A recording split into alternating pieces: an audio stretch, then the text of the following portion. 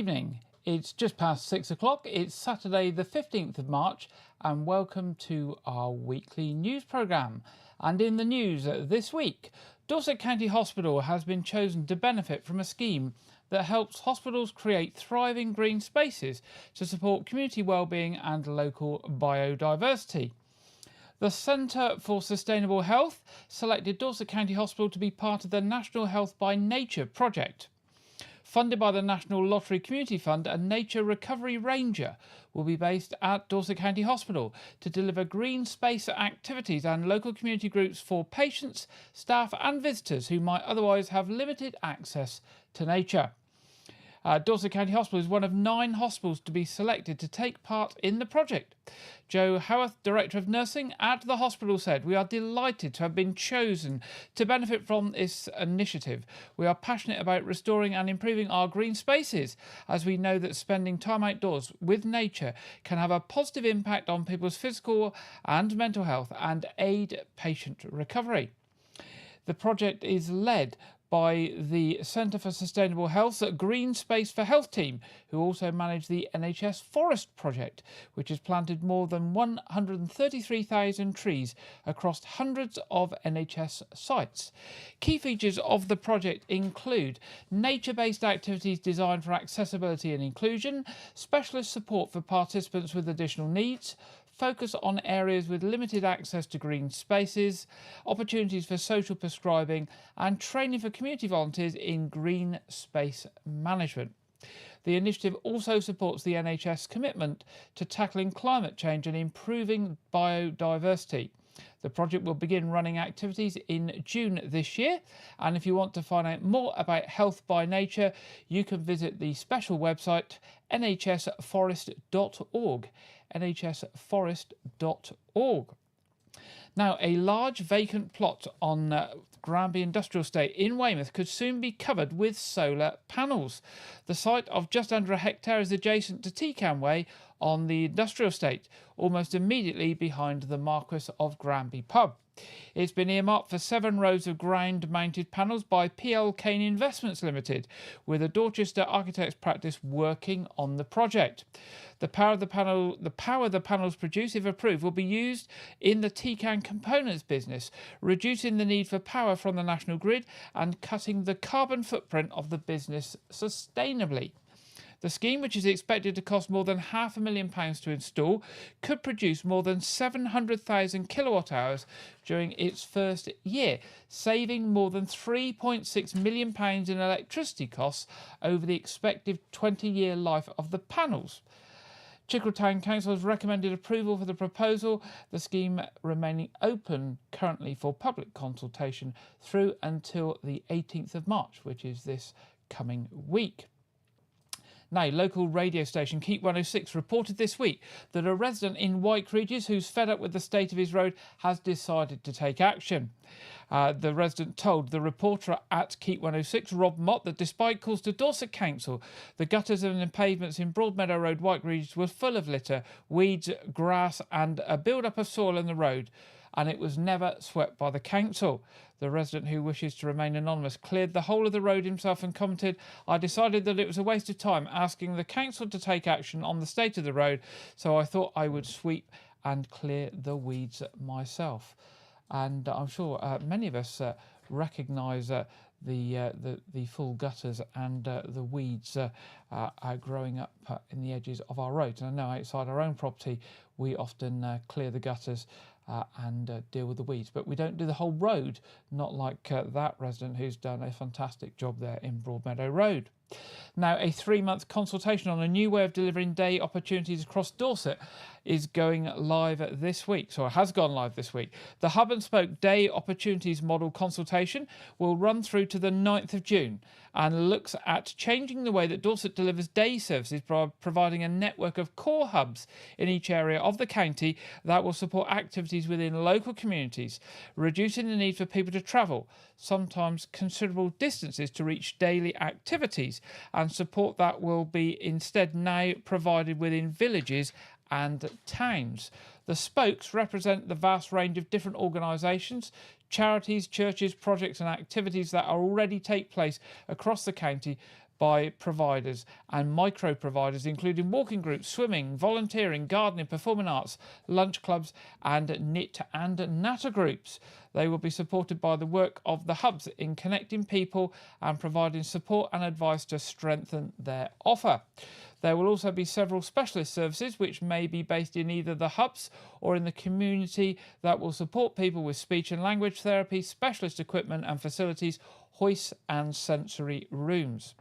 The consultation follows extensive engagement in 2021 and 2023 about what people wanted from their day opportunities, where people told the council that they wanted to have choice in the things that they can do with their day, were keen to be able to do activities in the evenings and weekends, and wanted to try new hobbies with support outside of the traditional day centre environment.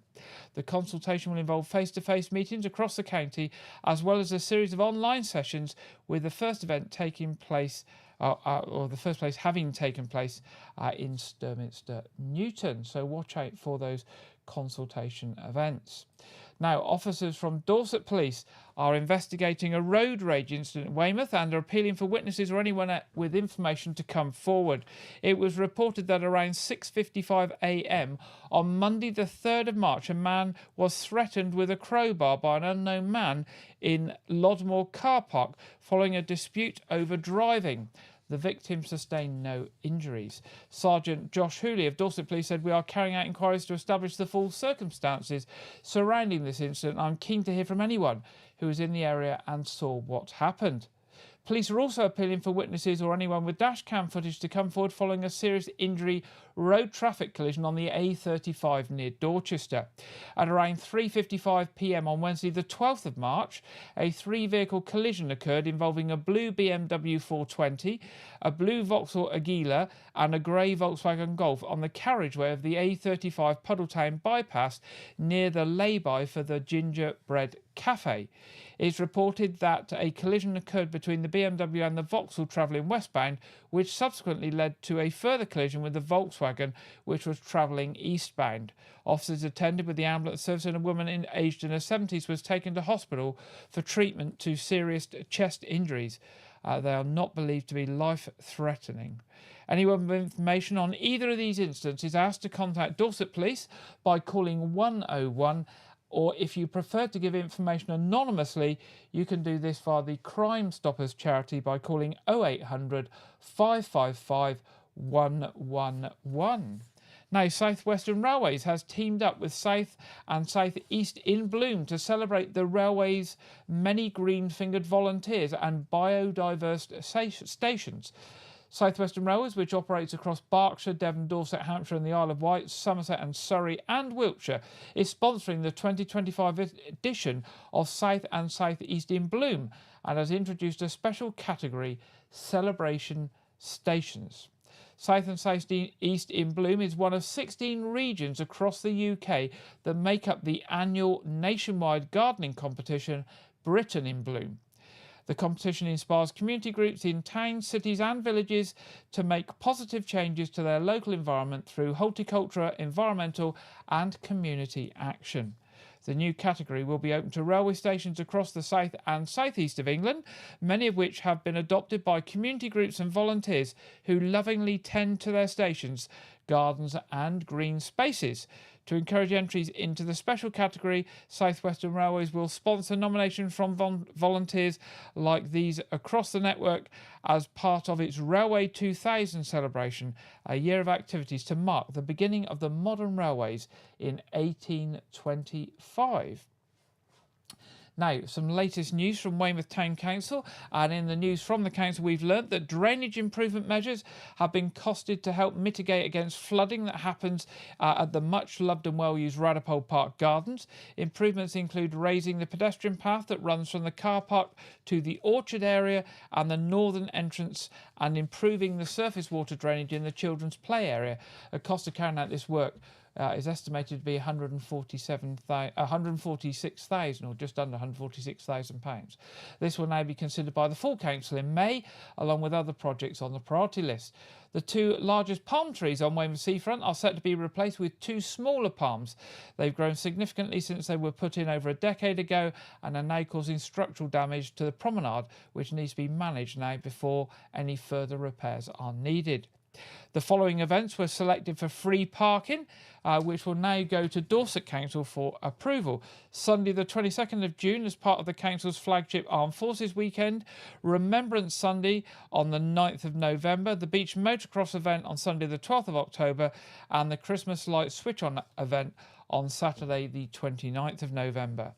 Also, the promotional flagpoles along the seafront have been in place since before the 2012 Olympics and need to be replaced.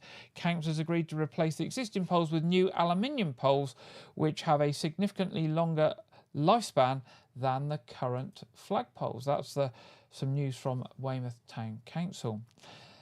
Now, the Dorchester branch of the Royal Naval Association will be holding a fish and chip lunch at the Junction, Dorchester, on Thursday the 8th of May to mark the 80th anniversary of the end of World War II in Europe.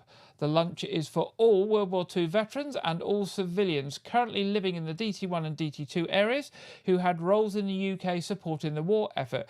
And it also includes the Land Girls, the Home Guard, the Fire Brigade, the Air Raid Wardens, fishermen who fish the seas, Boy Scouts and Girl Guides who were trained to provide support to their communities.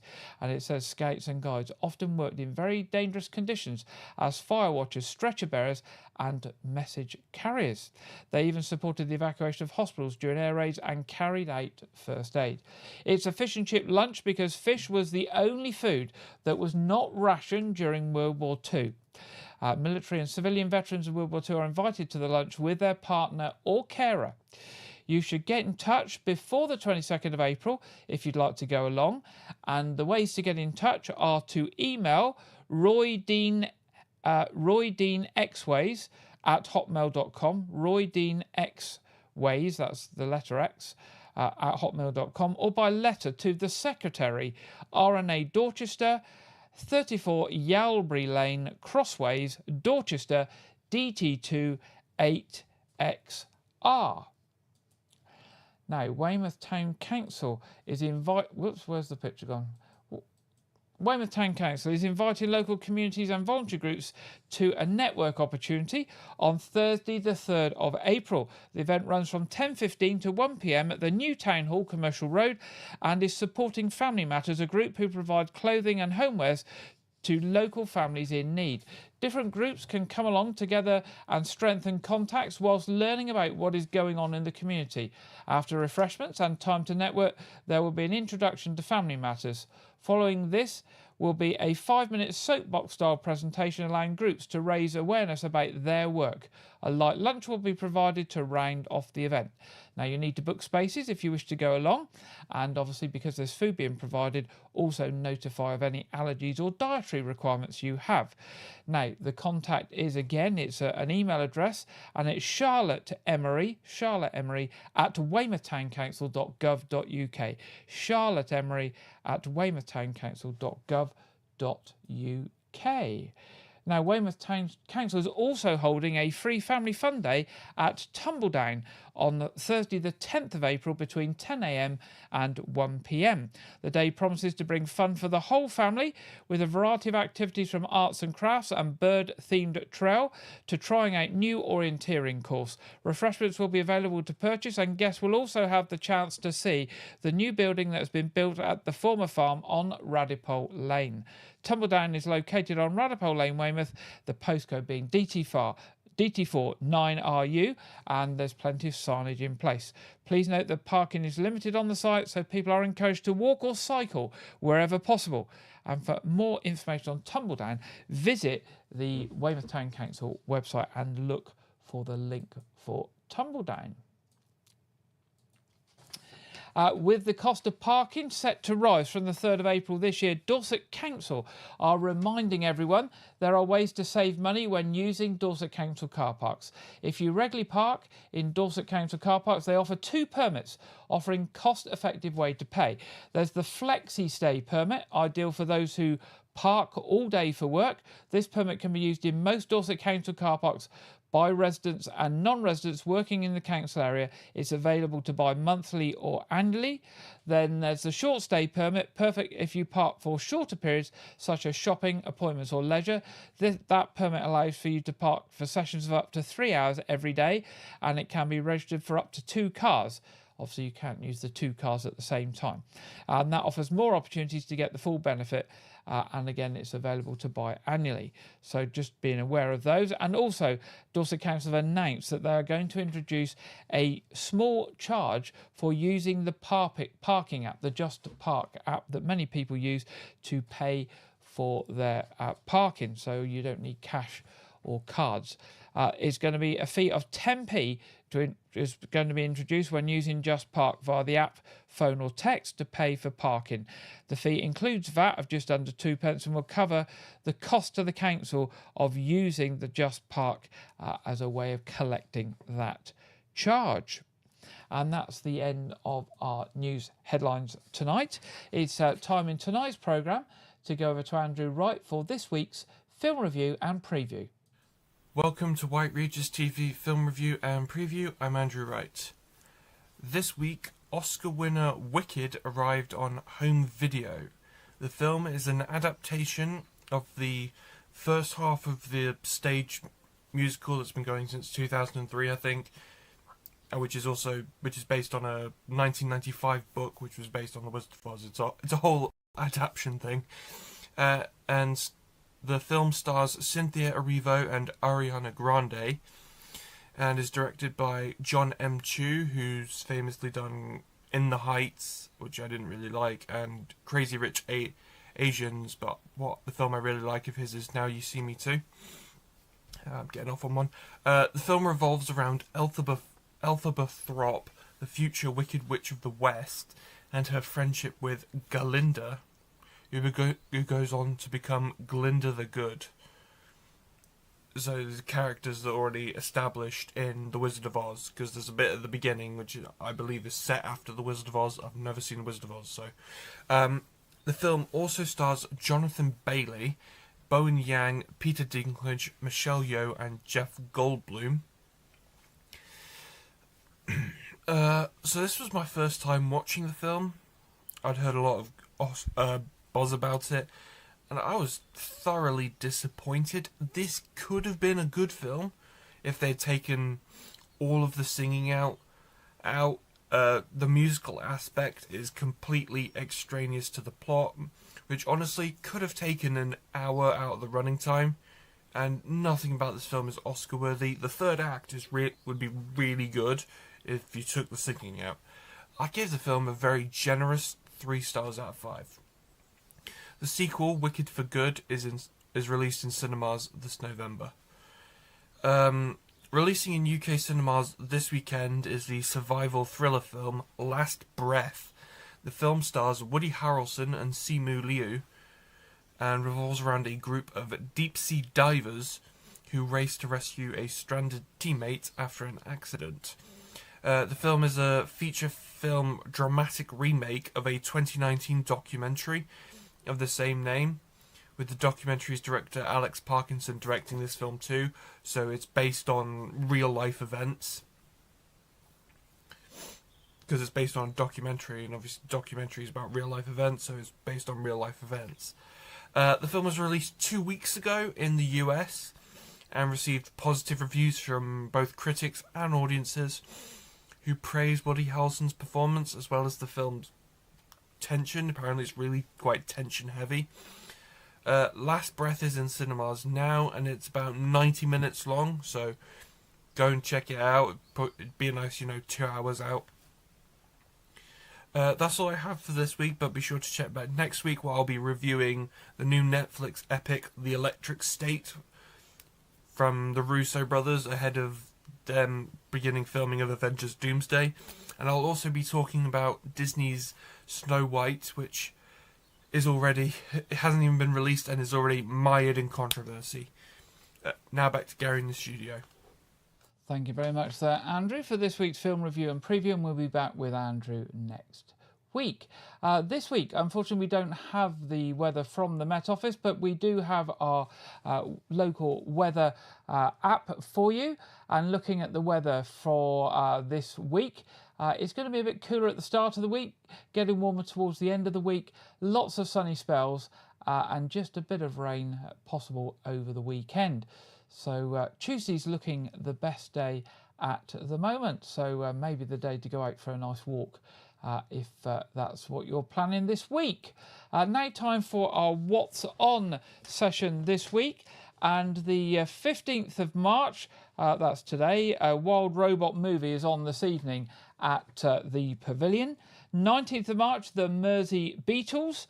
20th of March, Les Miserables, the stage concert, being beamed live onto the big screen at the Pavilion from the London Theatre. 21st of March, Queen, a dazzling tribute. For those and all other movies and shows at Weymouth Pavilion, pop along to their website, weymouthpavilion.com, or call the box office 01305 783 225. Looking at the Knowth Fort, next weekend, the 22nd and the 23rd of March, is their Victorian Children's Weekend. Step back in time for the Victorian Children's Weekend.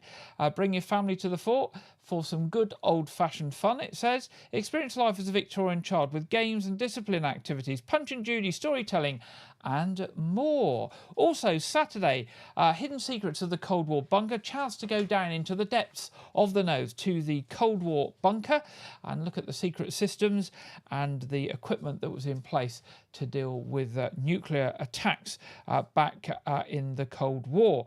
More information on those two events and other things coming up at the Knowth Fort on their website at knowthfort.org.uk.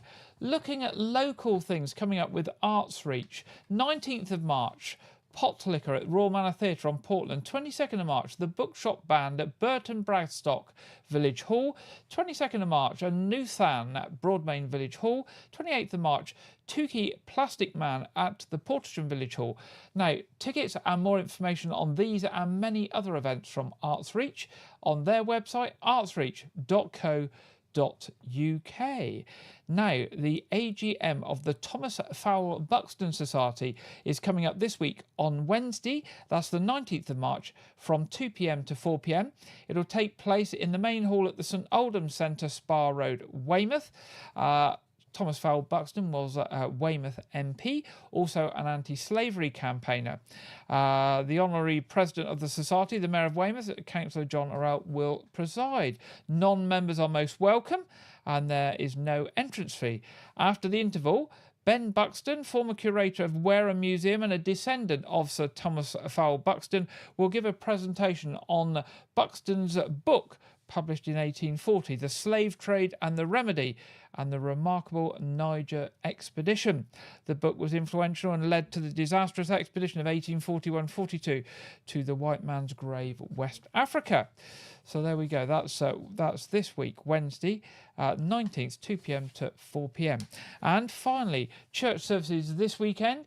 Sunday, tomorrow, 8 a.m. communion at All Saints Church, Wyke, 9:30 communion at All Saints Church, Wyke, and 11 a.m. communion at St Edmund's Church, Lanehouse. Of course, our other programme this evening, our Saturday evening quiz, is on at 7:30. Streaming going live about 7:20. It's free, it's family friendly, and if you've got nothing on a Saturday evening, you're not keen on watching the TV that's on, you are most welcome to join us and encourage others to do the same as well. We are there every Saturday evening at 7:30 for a quiz if you would like to join us. And it doesn't matter how good you are at quizzes or not. It doesn't matter if you score 1 or 101. You will be very welcome, and it's a good, friendly group of people. Now that brings us to the end of this week's programme.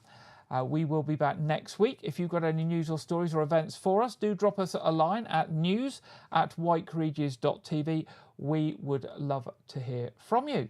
It just remains for me to say have a good weekend and a good week ahead, and I'll be back with you next Saturday at 6 o'clock. Good night.